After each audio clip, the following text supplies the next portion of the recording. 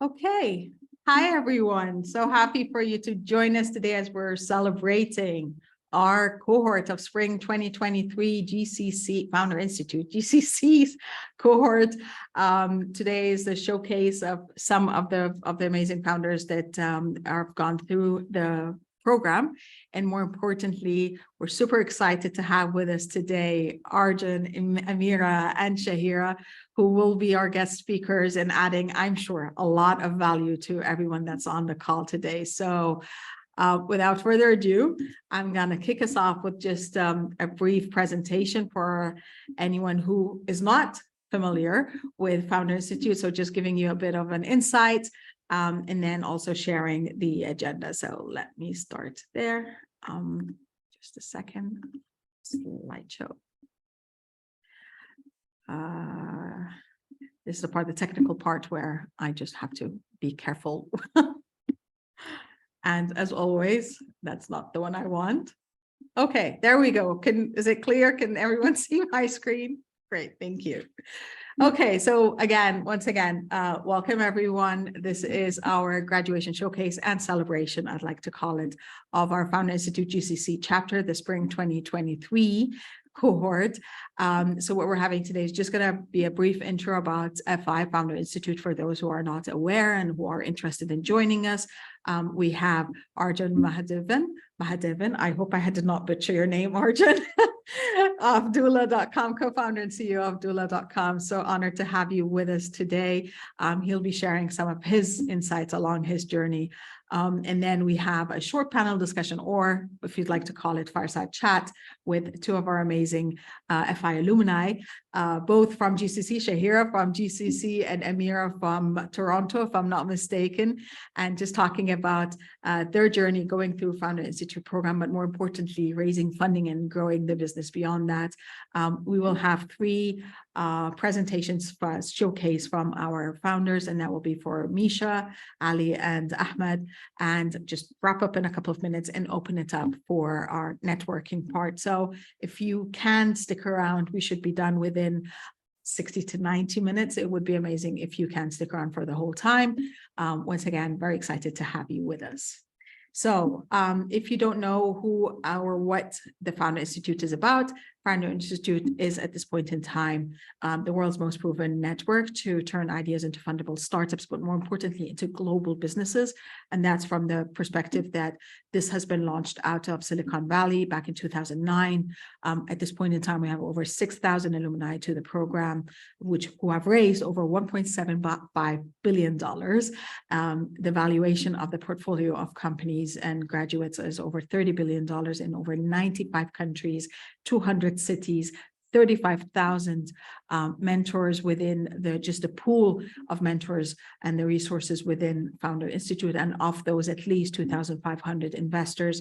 We don't promise investment, but you being part of the alumni network and part of the program in itself, you do get in front of investors, and that in itself carries its weight. So why did the Founder Institute come to life? As per Ade Aresi, who is the chairman and the co-founder of Founder Institute, he looked at the world as that the world is broken. We all know that. There is no shortage of problems facing communities around the world, but there is a shortage of ambitious entrepreneurs who are not only trying to solve them, but being equipped with the system to be able to bring their ideas to life and to be of that, coming from that place of service.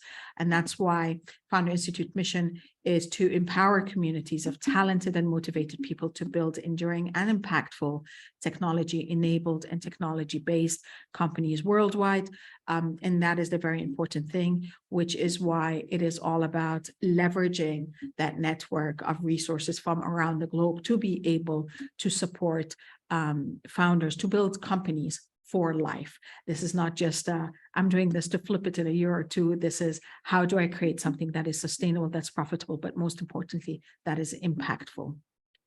And that's why the ecosystem within just the Founder Institute network, starting from building local communities, and that's the Accelerator Lab, all the leaders, including ourselves, So celebrating here that we've got Carmen on the call as a GCC leader. We've got Samir, who's the managing director of a regional director of the GCC chapter. We also have Ayhan, Walid, and myself, Hanan. We all had to go through Accelerator Lab to get further empowered to be able to service the community that we're in. And then the programs that help build the startups, such as the Founder Institute, which is the program that you are witnessing the graduates of today. That's the core program.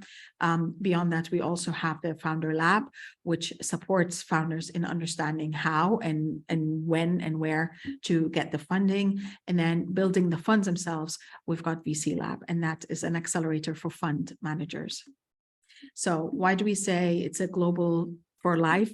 Because we want and we aspire that we do empower the female founders. So there is the Female Founder Initiative within the program, and that's why we're celebrating today 2 female founders who are alumni of the program, Shahira and Amira, but also FI for Good, meaning that most of the companies that come through us, if not all of them, are in alignment with the UN, the United Nations SDGs, the Sustainable Development Goals from 1 to 17, looking at how they can serve the world and create impact.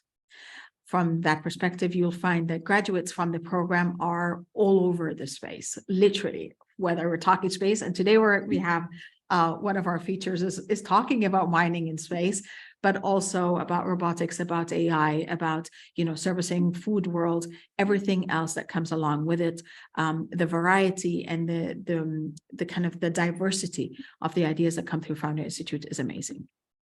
And these are just some of the logos you might find familiar of just some of the companies that are graduates and alumni of Founder Institute, such as Udemy, which did make it to the NASDAQ, and other companies that either went IPO all the way to IPO or even got acquired or are just growing and it's part of your daily life every day.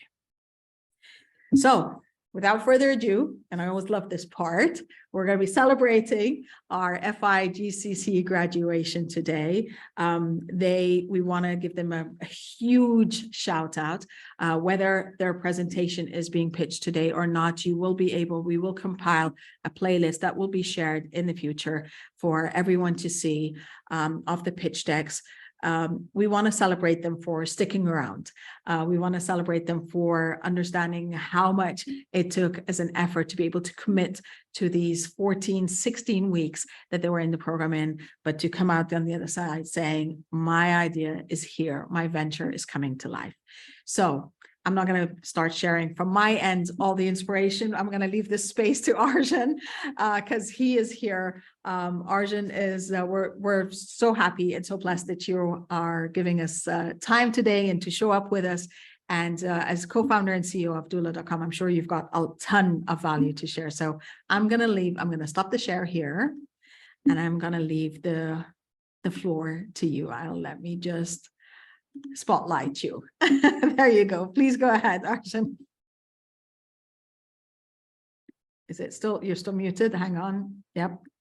Why is this? Hang on. No. Let me see. Ask to unmute. Did I do this and then I can't remember? There we go. There we go. Thank you. We're good. Thank you so much.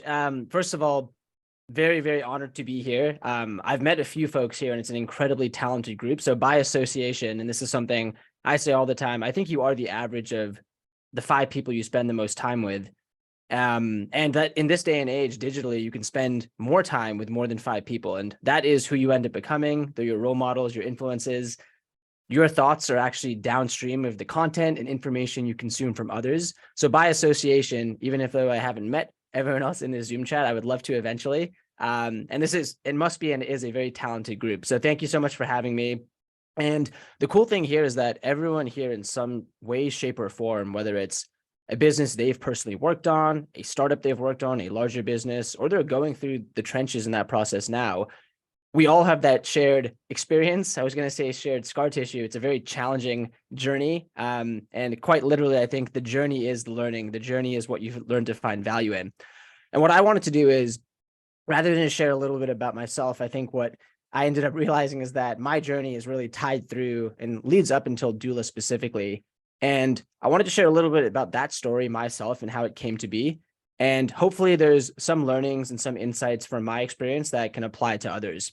Thank you so much again for the opportunity. And if I had to really go back to when Doula started, technically the company was incorporated as a Delaware C Corp March 12th, 2020. But the real story of Doula starts back in London when I was born in 1994. It starts even before that, actually, with my family. And Doula wouldn't have been possible without really a group of key people. My parents, my teachers at school in Boston, my college professors at the University of Pennsylvania in Wharton, my first colleagues, mentors, and bosses at Dropbox in San Francisco, where I used to work, and then some of our earliest investors and now customers, such as Y Combinator, Nexus Venture Partners, and thousands of founders around the world who believed in our mission and trusted us. And without all of those people, that army of people behind us, this wouldn't have been possible. And I'm immensely grateful for that. But it all did start back in India. My parents are born and raised in Madras, and they decided to actually move to England to start practicing medicine. And in England, that's where myself and my two brothers were born. Believe it or not, I used to have a British accent. I can sometimes whip it out, but I completely lost the accent now. Moved to Cardiff, Wales, and when I was 6 years old, my parents made the decision to immigrate to America. And at the time, all I remember quite candidly was a long plane flight, and then we started watching SpongeBob and Clifford the Big Red Dog on TV, and people maybe talked a little differently. And you go to a new school, you have new friends, there's a new house. But I didn't quite realize at the time the sacrifice and how much of a decision that was for my parents to quite literally uproot themselves from England, restart their medical practices in America. Not sure if anyone here knows what a residency is for doctors, but it's a brutal training process. Very brutal, way too many hours, lack of sleep, especially for people who are operating on patients. And they had to completely restart that. And now that I'm older, hopefully a little more wiser, I've asked my parents, why did you do that? That's such a huge decision, such a huge career risk, if you will, to restart. And what they told me was that they did that specifically for, as cheesy as it sounds, the American dream or American opportunity, and specifically the access to career mobility in America, the unique cultural diversity or mixing pot of people that you find in America too, and this idea of American entrepreneurship or opportunity. And funnily enough, today with Doula, our mission is actually to enable access to American entrepreneurship. I fundamentally believe, and I think this Zoom room, literally the people we know around us, are a testament to the fact that talent is everywhere, but opportunity is not. You can find talented founders, people anywhere in the world, but not everyone has the same access to education or opportunity. And with Doula, we believe if we can make a click button easy to take your dream business idea and turn it into your dream business in the US, you can single-handedly, or we can as a company, increase entrepreneurship globally. Obviously, when I was 6 years old, I was not thinking about LLCs or C Corps, but I grew up in Boston, and I always found I was interested in math and statistics, numbers, science, not as much English and history. I do appreciate it, but I just didn't enjoy it or wasn't as good at it. I then ended up going to school at the University of Pennsylvania, where I studied business and statistics in the Wharton School of Business and mathematics in the College of Arts and Science. And it was during a summer internship when I was doing sales and trading at a company called Morgan Stanley, when I realized that although trading and finance was very fast-paced and fun, I was quite literally addicted to following tech stocks, the tech companies. I would pitch the tech companies. I would see what products they pitched. And I realized that while it's very fun to follow the ticker price and understand what moved it, I wanted to go work at one of those companies and influence that price. I wanted to launch those products. I wanted to market those offerings. And my first flight to San Francisco was to interview at a company at the time that was small yet growing called Dropbox. My second flight out was day one on the job. So beyond grateful that I had the opportunity to work there, and they taught me everything I knew. I learned data science, I learned analytics, I learned retention, and I ended up becoming a product manager where I ran retention for Dropbox for small business. Coming back to what I said earlier on being the average of the people around you, or those people around you having a huge influence, in San Francisco, I would bike to work or walk to work every day. And on my walk to work, I would pass the Twitter office, the Uber office, take a right turn, I would pass the LinkedIn office. And then on my street, you'd go by Pinterest, the Dropbox office, and then across the street, new startups were popping up every day. And when you do that every day, you start to realize, wait a second, maybe I can do this. And you see a friend who you used to know who went to go start a company, and you realize that isn't so crazy. I actually know that person. And after 3 years at Dropbox, I took the plunge and said, hey, I'm going to try to start this. This feels kind of crazy, but I'm going to try to start a company. And the first year, I like to say I was floating in kind of pivot land / testing a bunch of ideas. I tried to build a social fitness app, didn't work, but by launching that app, I ended up getting connected with a few folks who ended up helping get to where we are today. And it was most hardest during this entire journey when actually in Y Combinator in the summer or winter of 2020, we had to pivot. And we had gotten into Y Combinator with a company that was a video app, but there wasn't product market fit. And the best sign I've heard of product market fit is someone grabbing you by the shirt collar saying, I need this now, here, take my money. Literally that qualitative feeling, despite an MVP or minimum viable product, which might not be that great. And it was during that pivot process when realized that, okay, not exactly sure what we should build, but getting a company off the ground, you should not pay lawyers 20s or 30,000s of dollars. You should have a way just to form the company, get your payment stack set up, and handle your taxes so founders can focus on what they do best, which is talking to users, building product, and growing, versus handling any of the unsexy yet super critical back office. We also realized that, wait a second, a lot of companies today are only helping founders who live in the US. And at first I thought, are you not allowed to form a US company from living outside the US? Is there some restriction? Is there a document you need? And the answer was no. There just was an opportunity to specifically help folks who lived outside the US. And long story short, that was 2.5 years ago.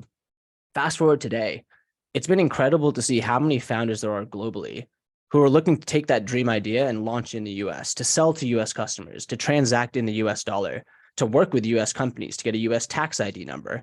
And you can do it completely compliantly too. At the end of the day too, our team is truly driven by this mission that although it looks on the surface we're just forming companies, when you hear from someone, this was a dream come true, or now I'm able to turn this dream business and make revenue, and I can leave my normal job, or I can serve customers, that never gets old there. And again, I'm so proud and thankful for all the customers who believed in us, our earliest investors, such as Y Combinator and Next Venture Partners, all my mentors and colleagues, and coming back to square zero, my parents for what they did as well. And I think the biggest thing I've learned, I heard this recently, maybe in life, but specifically in startups, there are these two emotions which you feel. If you really boil it down, the emotion one is extreme euphoria. The other one is extreme terror, and a lack of sleep amplifies the both. So you're really on this roller coaster, and if you're not sleeping, extreme terror, extreme euphoria, and you're kind of oscillating between the two. And sometimes that can happen in a given day where you feel like you're on top of the world. And then later that day, you feel like, oh, why are we doing this? Everything's going to crap. And I think the biggest thing or only thing I've learned is the only thing you can do is wake up and go at it another day. And some days you're going to feel great. Some days won't. But if you're listening to users, trying to be as quantitative as possible, looking at the data you have, that's the only way I think you can course correct or try to make sure you're being as objective as possible. But I also do believe you have to be a bit delusional or irrational to try to work on a business, because you're actually trying to create something from nothing. And that's scary. That's risky. There's probably a lot of people who say, why are you doing this? And at the end of the day, it's a risk. It is easy to be a critic and to point at someone and say, oh, that's a bad idea. But you, all these people here, everyone here, you are in the arena. You are the one taking the risk. You are the one trying. At the end of the day, no one can take that from you specifically. The final thing I'll say is something which I've really leaned into a lot and realized, and this is at work, it's outside of work, is it's easy to set goals. Every single Olympian wants to win the gold medal. Every soccer team or football team, for those who say football instead of soccer, wants to win La Liga, wants to win the World Cup. Every basketball team wants to win the NBA championship, but not all of them do win. And what I've realized or learned is that you don't rise to the level of your goals. Just putting a goal on paper doesn't mean it will happen. You fall to the level of your systems, or you fall to the level of your training. Meaning, what are you doing each day? What are you doing each week? And if you just focus on those things, you're actually bound to hit the goal. You can break down any goal into a set of discrete steps. And that does not mean that luck is involved, required, or needed. I think it absolutely is. But I also do believe the harder you work and the more consistent you are, the luckier you get. You can actually manufacture your own luck by doing things and I'll pause here, otherwise I could keep going, by doing things with asymmetric upside, things like sending that cold email or reaching out to that person or posting something publicly, building in public, telling your friends about something, going to that networking event and meeting someone. All of those things are this way to put yourself out there. And my favorite way to think about that is the odds of getting struck by lightning, incredibly low, 0.0001%. But if you were crazy enough to run around with a 20-foot metal pole, you increase those odds by 1,000%, at least 1,000x. And still a very small chance. It went from 0.00001 to 0.001. But by running around with that 20-foot metal pole, you're going to get luckier. You're increasing the chances of getting struck by lightning. And that's what I encourage everyone to do is, although it's very scary, just shoot your shot, put yourself out there. And everyone is doing that by even being here and working on a venture or helping startups or being a part of that too. I'm more than happy and really mean it. Again, really looking forward to meeting folks here. My contact information, I believe, is in the Zoom chat. I'll also drop my Twitter in there too and my email. But once again, congratulations to everyone. And the way I view it is, and the thing I love about startups is that they're not zero sum. It doesn't mean that one person wins and everyone else loses. A rising tide lifts all boats. And here's to that rising tide lifting all the boats here. Thank you so much, Arjun. Thank you. That was super inspirational. And I love the fact about the rod, because I feel like this is what we're offering here with the program. We're just offering you that rod and hoping that you'll get struck by lightning in a good way, not in any way that threatens your life. But thank you for that and for the reminder that it is up to us to not only have the vision, but also look at the steps towards working towards that vision. And I think this is where it's very important to, let me share the screen just to highlight them, the ladies, the founders, men, women, children, if they're up to that. But today we are celebrating two female founders who are graduates of FI, Shahira and Amira. And I think today, let's talk about, and okay, this is where I stop the share. So let's talk about, first of all, let me unmute you so you can talk about your journey and the steps that you took. Hang on, did I, Shahir, there we go. Okay. So first of all, thank you. Thank you, Amira. Thank you, Shahira, for being with us today. Oh my God. Apology. Is it spotlight or no spotlight? Because I'm not sure now. Can you guys see both of them? Yeah, okay. Both of them have. Yeah. Okay, now we're 3 spotlights. Great. So first of all, thank you so much for joining us, and a long-term congratulations for making it this far, for setting the kind of the aspiration of what it could mean to go through the program. I'm gonna ask you first, please, to introduce yourself, introduce your venture and when you went through the FI program, and then we'll take it from there, just talking about your journey so far. So starting, Amira, please. Okay, well, thank you, Hanan. And well, first of all, congratulations to all of you. I'm really happy to be talking to you this morning. So my name is Amira. I'm based in Montreal, not Toronto. Thank you. And went through the Founder Institute in 2016, actually. So here in Montreal. And for the story, I'm originally from Algeria. And we work with the GCC, like today we work with the GCC region, mainly with Saudi Arabia today. So that's who we are. And I'm the co-founder and CEO of Bridger. I'll tell you more about that after. Your venture itself. Yes. So just one sentence, what is your 1 minute, I'm sure you remember now, your 1 minute pitch of what Bridger is about. Yes.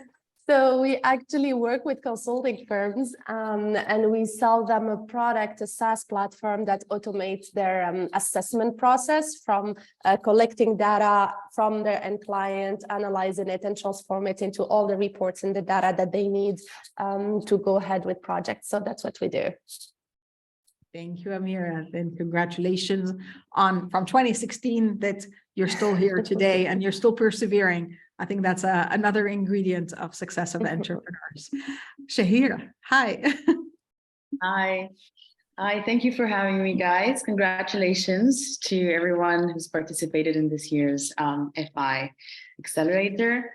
So my name is Shahira. I'm originally half Moroccan, half Egyptian. I'm actually not based in the GCC. I go there a lot, obviously, for work between there and Cairo.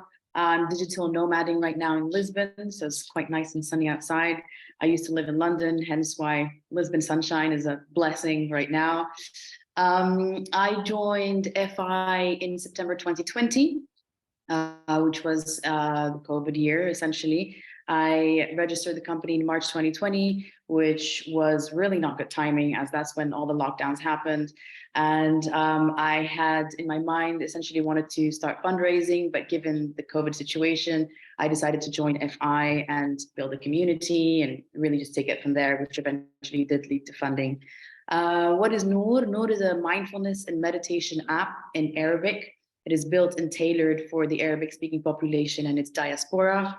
We like to call ourselves culturally relevant. We serve content in various Arabic dialects to cater to the linguistically complex region. We like to call ourselves culturally relevant because we want to fit into the already spiritual practice that exists within the Arabic speaking population and not try to reinvent the wheel. That's what we do. It's basically a calm or a headspace tailored for the Arab world. Thank you, Shahir. And I love your work because I know we've chatted before. So thank you both. Okay, now today we are talking, as we said, we're celebrating our graduation, but I also like to come from the school of let's also be realistic about the expectations between our graduates today who are going out and really that's at the end of the program, but we know that's only part of the journey, and those who are still on the fence, should I, shouldn't I, as Arjun was saying, is like, between the extreme terror and the extreme excitement and euphoria for the idea, who are on that fence and waiting to be struck by the lightning there. So let's talk a little bit about the reality. You completed the program, and Amira, actually, let's start with you because you did the program way back in 2016. So you completed the program, and then what? What is it that made you go from 2016 to 2023 and still say, we're here, I'm still doing this? I think, as Arun said, a delusion. That's what made me still do this. That too. That's needed sometimes. You have to be a bit crazy, and you can be sure I am. But no, to be honest, I resonated a lot with what Arun was saying because we pivoted several times. So the idea we went through at the Founder Institute in 2016 is not at all like the name is still the same. We kept like Bridger since the beginning, but the idea is completely different. We wanted to do a marketplace, and like we just worked and like had to pivot from time to time. But like what kept us going is, I guess, the belief that we're actually doing something meaningful, and yeah, just pushing. But after the Founder Institute, I would say that it's the real life that starts. Founder Institute gives like a very structured way of doing stuff. So my personal thing is, if after Founder Institute you're not sure you want to do it, you shouldn't be doing it. I'm sorry to say it this way, but to be completely transparent, is like with that structured way, you still don't think it's something you want to do. I feel it's maybe you just shouldn't do it, because after that there is no structure. You're by yourself. And it's another game at all. It's like, it's actually, that's where your journey starts for real.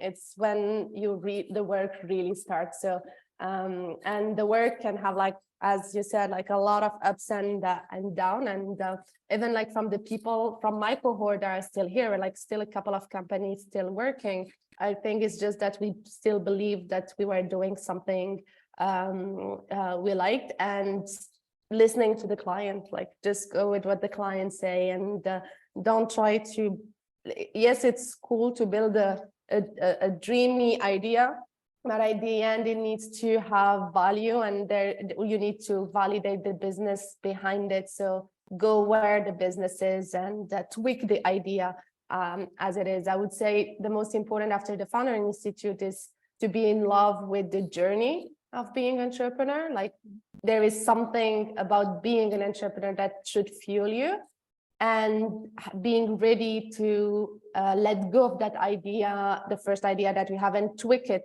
so you can relate to your entrepreneurship journey, not to the idea. I think that's also really important after the Founder Institute.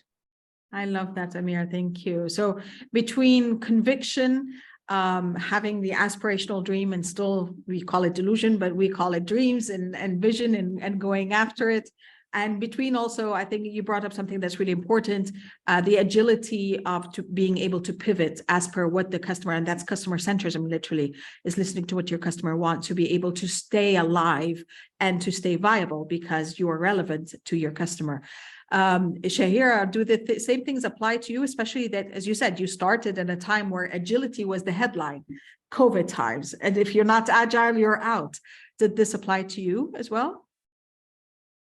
Yes, absolutely. I totally agree with having to be delusional or dreamy, but also having a strong sense of purpose. I think the reason why I wanted to build Noor was coming from a strong sense of purpose. I wanted a tool for people that can use to self-heal themselves, not have to rely on psychotherapy or psychiatry or whatever other type of services. So the sense of purpose, I think, is what really kept me going from day one. And I think essentially it gets really overwhelming when you graduate and you think, okay, now what? My advice is to really take it step by step, strategically think, what is it that you need moving forward, and what is it exactly that Founder Institute can give you moving forward after the graduation. For example, for me, it was really building a network of people. I was not based in the GCC. I never really worked out of those countries, although I worked with those countries in my previous jobs. But I really needed a strong community and a network to build. So from there on, I really built a network. I built my advisory board and so forth. And from there on, it led to funding. So my idea was I need to build a community first, right? So that was my essential thing. And I started from there. So start from, you know, your first step, and then it will lead to funding, or it will lead to recruitment if you want to build a team, and so on and so forth. But also, most importantly, as Arjun was saying, you know, it's quite a heavy journey, ups and downs. You wake up one day, you think you're on top of the world, and then by 3 p.m. you think, you know, what the hell am I doing? Why am I even doing this? So take care of yourself. I think that's one of the most important things. If you have no energy and you're low and you're not sleeping, you have nothing to give. You have nothing to give to people. You have nothing to give to your teams. You have nothing to give to your product. So make sure you really take care of yourself, get the sleep that you need, build a strong routine and stick to it, right? Sharon Salzberg, which is one of the biggest meditators in the US, says meditation is not difficult. You just need to remember to do it. So if you build a strong routine, you wake up, you meditate, you journal, you work out, you eat, and then you start your day, you'll be okay. Thank you, Shahira. And yes, it's a reminder. I know that we aligned on the entrepreneurial wellness part that is so important, because we tend to forget as we're building our journey. So ladies, I wanna wrap up with the final question, because we can't not talk about it before we wrap up, and it's about funding. It's about kind of just give some insights on your journey with funding. I want to add the angle of your journey with funding as a woman, but that's another day, because I know we can have a whole different discussion about that. But also just, you know, for a lot of entrepreneurs and a lot of founders, they think if I get the funding, then that's it. But there's also how, when, if there's so many questions that come with the funding. So your experience of it. So Shahira, let's actually start with you. From your perspective, your experience with the funding journey, how has it been so far? Yeah, it was difficult at first, but I think the way I would prefer talking about funding for women in general is I would like to change the narrative. You know, people are giving funding for women. I think a lot of women entrepreneurs don't have the courage to jump into it because they think that it's scarce, and it doesn't mean that it's not. It just means that it's much more rare than funding for men. I think it's really important for us to change narratives, and for people like myself, or Amira to really speak out and say that there is opportunity out there and people do give funding for women in general. Out of my experience with the pre-seed round, for example, or even the seed round, is that over time with experience, you almost immediately understand within the first 5 minutes of conversation if someone will be investing or not investing. So make sure that you pick up on those little little notes or little hints over time to understand and where to put your energy into this, because fundraising is very heavy consuming type of work. And if you pick up on those little hints and you start really noticing those who believe in your product will invest in it immediately, and you'll get it within the first 10 minutes of the conversation with your investors.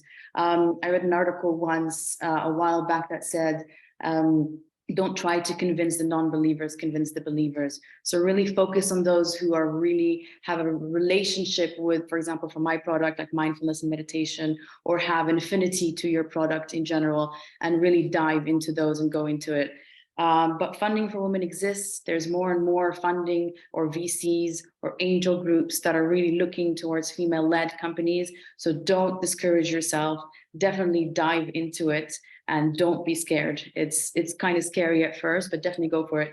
My experience was, it's true that in the beginning, you have a feeling that if you had a managing or co-founder management team that has one strong male person, I think we shouldn't really focus on that. It just means that you are just stronger together, 2 women or 1 man, one female. It doesn't matter. Just focus on getting your fundraise. Don't be discouraged.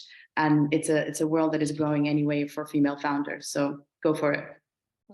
Thank you, Shahira, for actually, that's a quite uplifting, let's say. So Amira, what about from your end? How has the funding experience and journey been so far?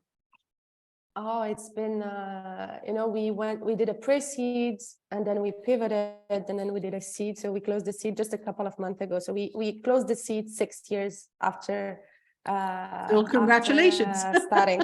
So you can see sometimes it's a very long journey, but we pivoted and everything, but and we raised last year when everyone was saying that it was really hard. So I think it's about don't see raising as the way for your company to survive. For me, see it as is one of the way that will help you move to the next milestones. But don't think that when I raise, it's going to be okay. This is not true. Like for me, it's like, I've been stressed when the money was in the bank account, because you're like, oh, like, shit, what do I do now? No, it's really like you have it, the stress is there. It's like, you can't go back from there.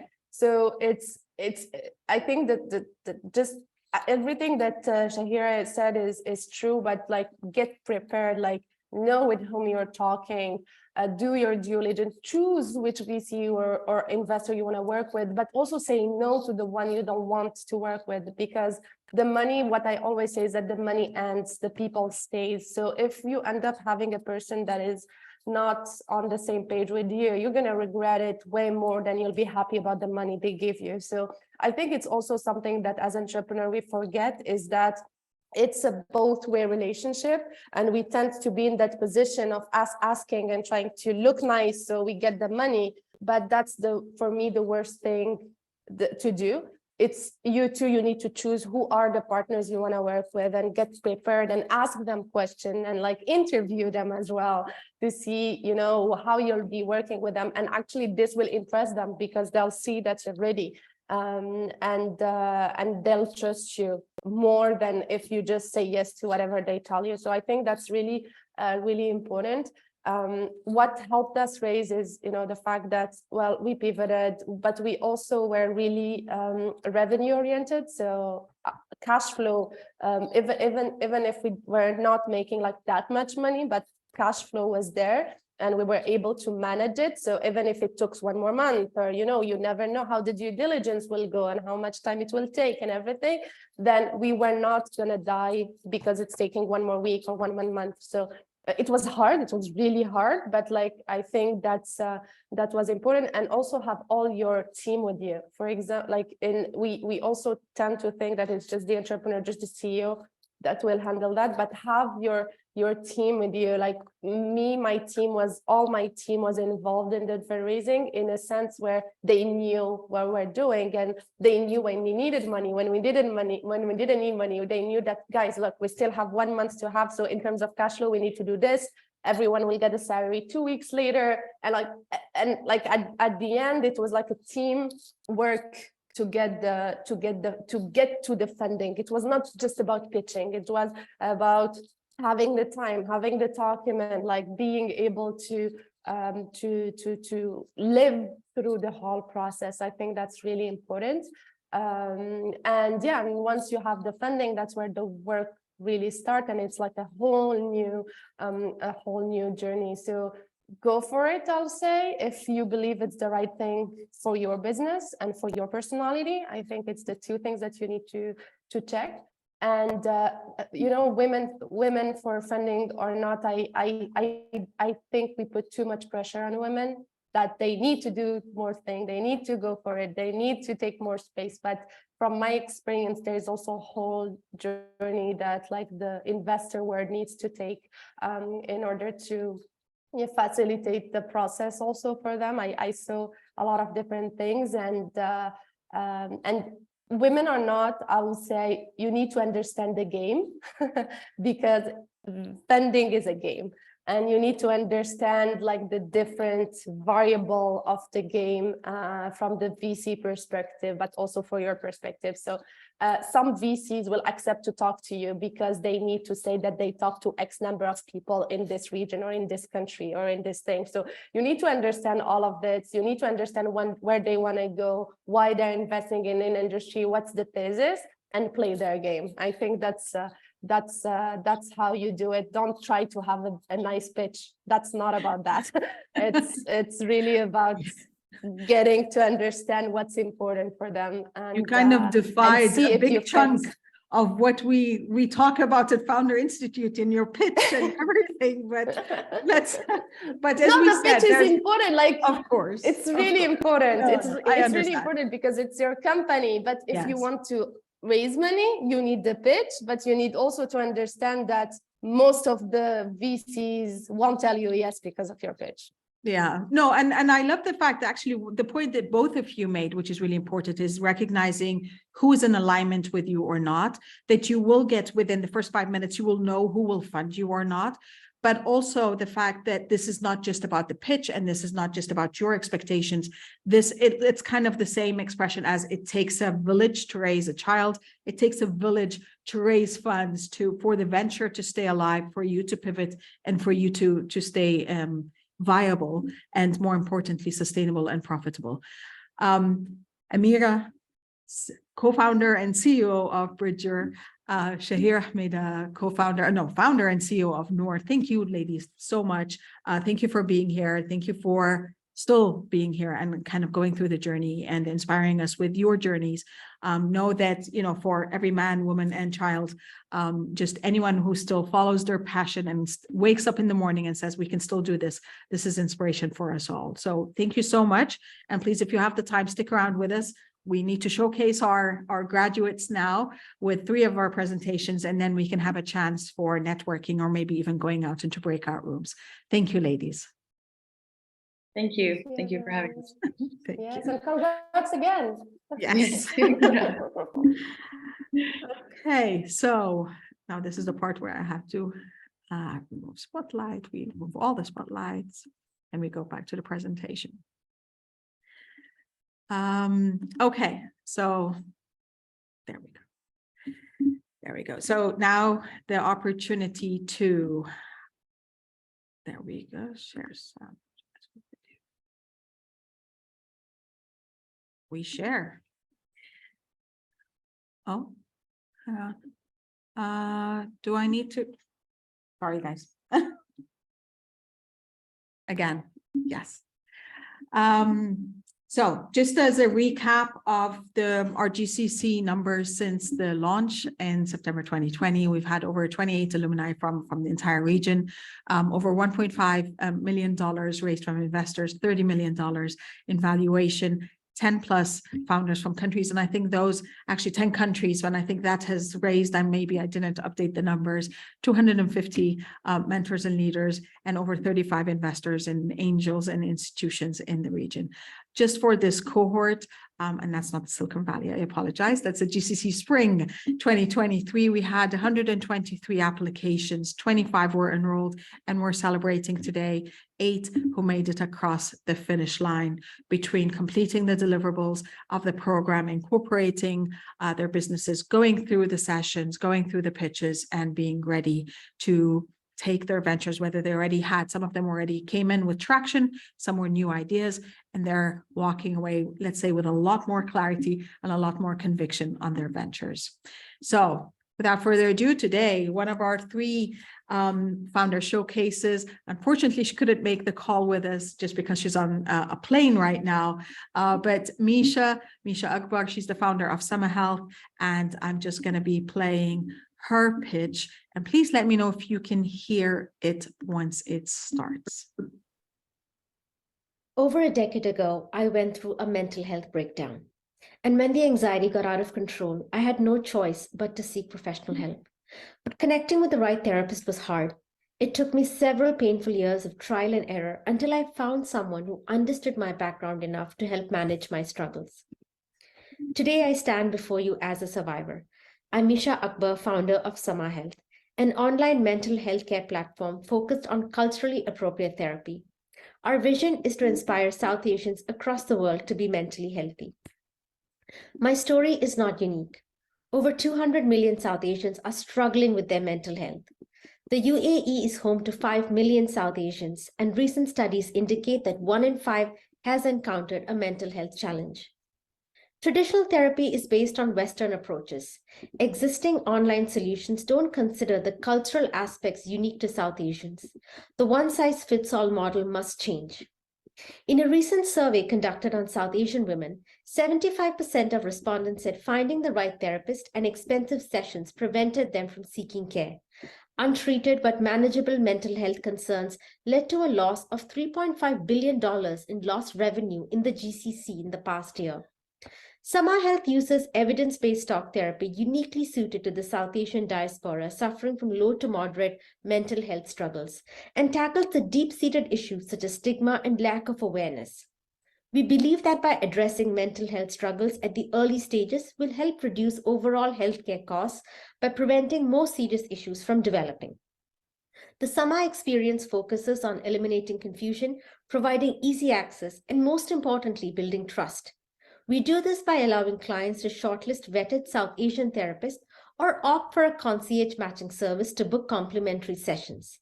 These 20-minute sessions focus on allowing the clients to understand the therapist and their approaches before committing to a paid session.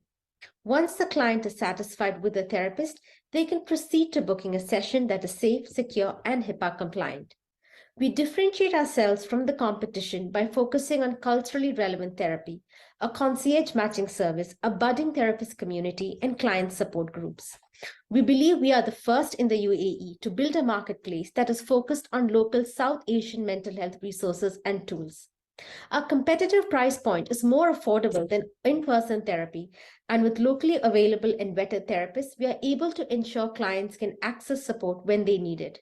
We also want to make sure that our therapists are set up for success, and to that end, we're building a community of South Asian therapists in the UAE and GCC, the first of its kind in the UAE to make culturally relevant therapy at the forefront of treatment and support.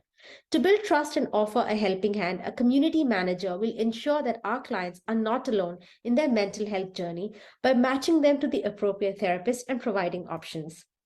The South Asian digital mental health care market in the GCC is valued at $127 million, with the UAE and Saudi accounting for 85% of the share. Additionally, over 60% of the GCC population is willing to use apps to manage their mental health. Our beachhead is South Asian women in the UAE. Over 125 therapists have validated the need for culturally relevant care. Additionally, our target customers have also expressed the need for therapy that is focused on their cultural background. We'll start D2C with a recurring revenue model. Therapists earn a gross amount of $100 less a $25 summer service fee. This service fee will take care of all scheduling, payments, and session logistics so that therapists only need to focus on their clients. Since setting up in May of 2022, we have been in the research phase. We have conducted over 50 user interviews and successfully onboarded 25 therapists. By the end of the year, we plan to launch our MVP and acquire 150 therapists. We will continue to onboard therapists to expand our offerings and explore launching podcasts and culturally relevant webinars. To this end, we plan to raise $200K to test out marketing channels and prove product market fit. We have also just signed our first clinical advisor who will focus on the best practices to ensure our therapists are set up for success. By May 2025, we want to raise $300K to work on product features, partnerships, and refine our go-to-market playbook. Of particular focus is partnerships with insurance agencies, schools, and universities to expand our customer base. I come with over a decade of experience advising startups on employee well-being. My advisors, as you can see, come from clinical, digital transformation, and growth backgrounds in the Silicon Valley.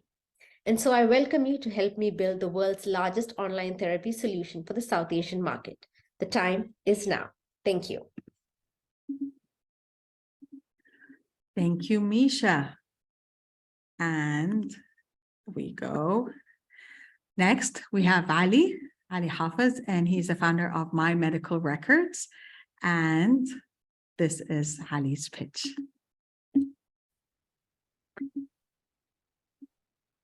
Hi, my name is Ali Hafiz. I am the CEO and co-founder of My Medical Records, medical records repository that hopes to democratize the relationship between patients and physicians in the African continent, where we can provide better, accurate, and reliable healthcare.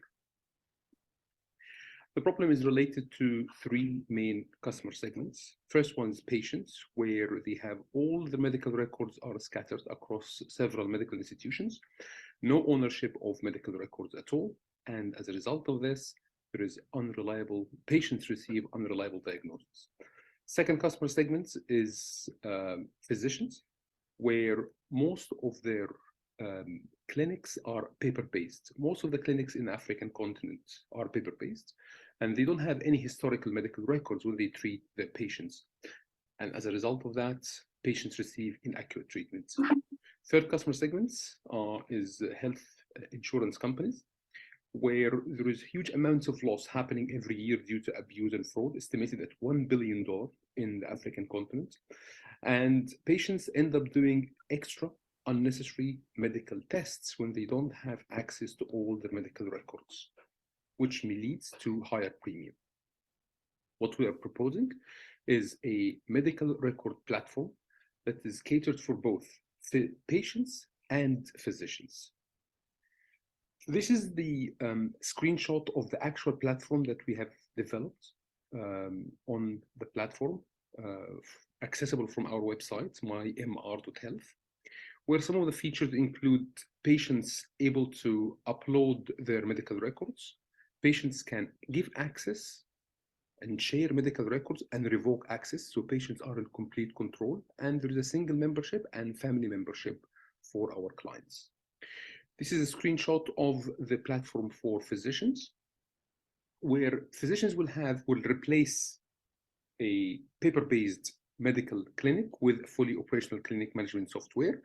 They have an online calendar to organize their patient, to organize appointments, accessible from anywhere in the world, and all the patient's medical record accessible anytime, anywhere. Both platforms that we have built are communicating together seamlessly, benefiting both physicians and patients at the same time. Our value proposition to patients is that they receive accurate treatment from any physician worldwide. And thanks to our platform, online consultation now for patients in the African continent is now more reliable and accurate. For physicians, they have medical records that is available securely online, and electronic medical records cannot be lost or misplaced, like it is the case with paper-based medical records. Health insurance companies will empower their patients with all the medical records, and this leads to fewer medical tests and hopefully lower cost and lower premiums. Our business model is to offer the platform free of charge for patients, looking at advertising monetization from year 2 onwards. For physicians, we'll charge them $10 per month per clinic, and for health insurance companies, $1 per month per patient. The market size for the electronic health records in the world estimated to be $30 billion globally and growing at 5.5%. But in Africa and the Middle East, this market is worth $800 million. And our sum, where we're hoping to achieve just below 1% of the serviceable addressable market by end of year 3. Team is consistent of me, where I had experience in energy trading and risk management for 18 years in Europe. And I started 2 companies here in the UAE in the last 10 years. And my co-founder has 20 years of development and consultancy experience in Oracle and PepsiCo. We differentiate ourselves by having some distinctive features from our competition, namely the DICOM viewer integration, which no one has in our market, and also the encrypting the medical records for patients. We're hoping to raise $500,000, where the majority of the money will go towards growing, which includes sales and marketing, and 28% towards the product. And we're hoping to reach 7 million by year 3, as I mentioned before. Thank you very much, and I look forward to questions. Many thanks.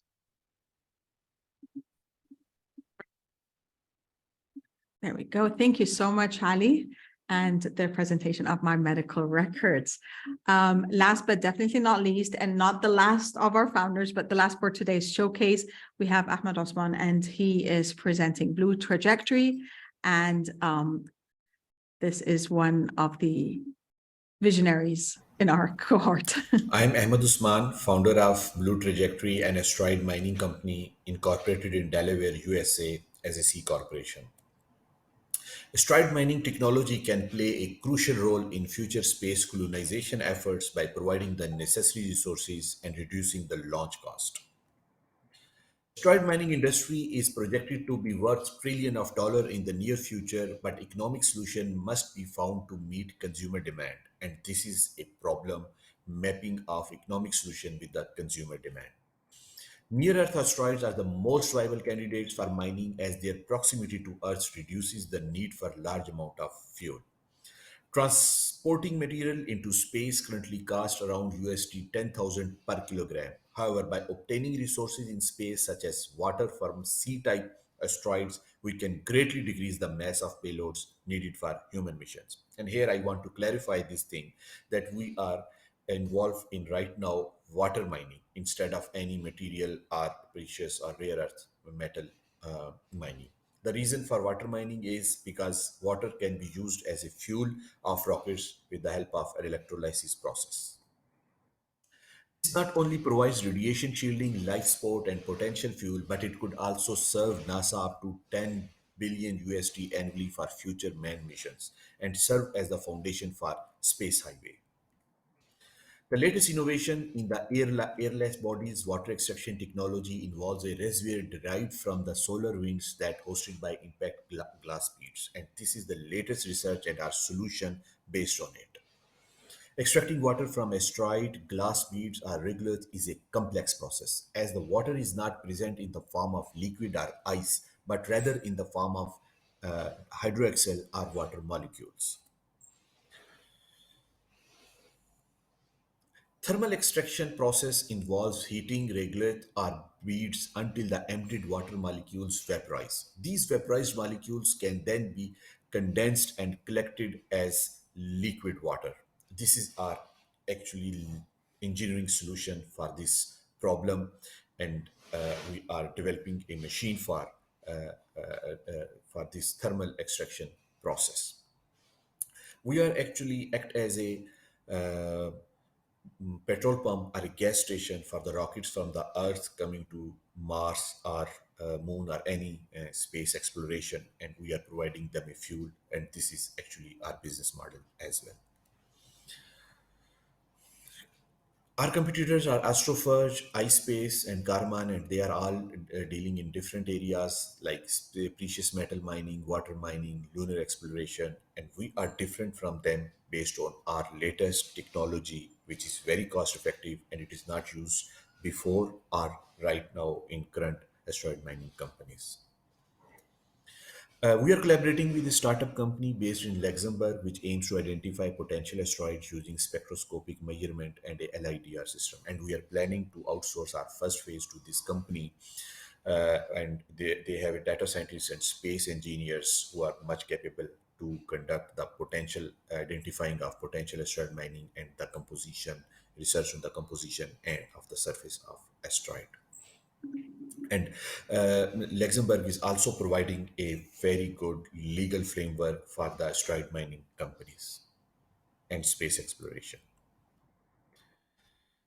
Here, I want to tell you about the raising. We are raising USD 700K for our operational expenses and our management expenses, which I already told in for our phase one.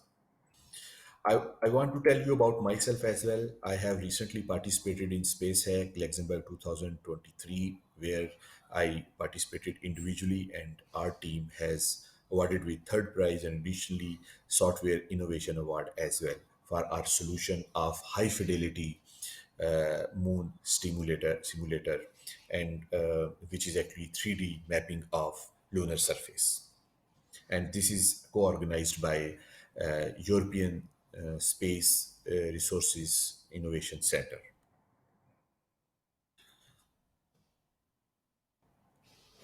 Thank you very much. Thank you so much, Ahmed, and thank you for wanting to go to the stars, or amongst the stars, the asteroids for us. So with the other stars in this cohort, we'd also like to celebrate Nisreen of Culture Couture, Ihab of Trade, Samrat of Sosale, Vishnu of Mehan, sorry, that's not Mehan Hara, that's my mistake, and Anshman of Conspot. So as I said earlier, we will be compiling a playlist for all the pitches of our graduates soon, and we will be sharing it across our various platforms. So this is thank you and a congratulations to our founders, but we also would love to thank our partners for making it possible, for showcasing our founders when possible, for allowing them the space, whether, you know, to set up or to have a co-working space or to have even our monthly events that have been running most of months for co-networking with everyone. So thank you to all the partners of Founder Institute GCC.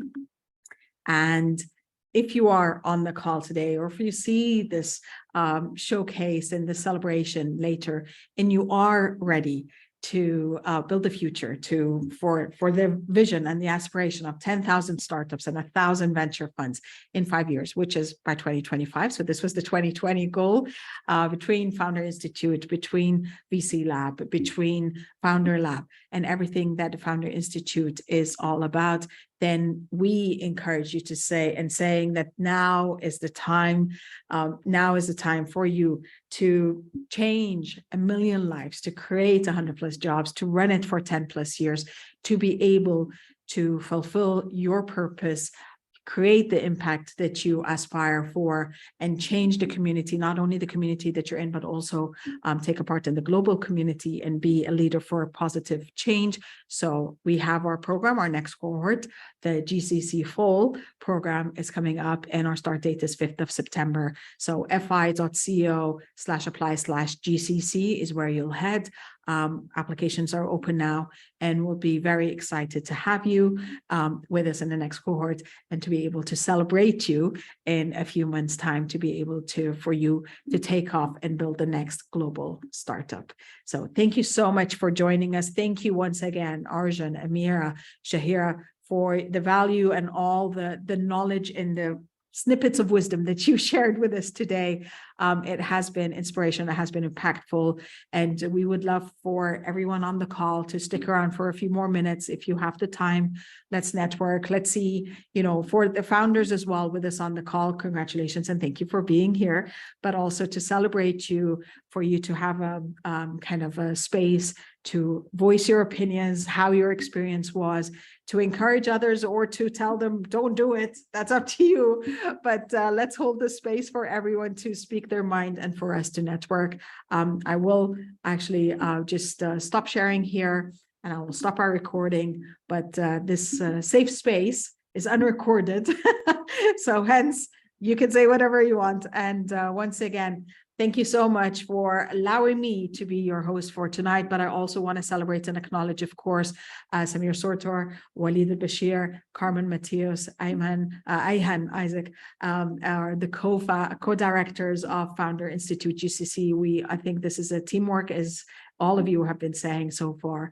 We can't do this single-handedly. We're all doing it together, and we are honored to be able to support you along your entrepreneurial journey. So thank you, and I'll stop the recording now, but please hang around. Bye for now.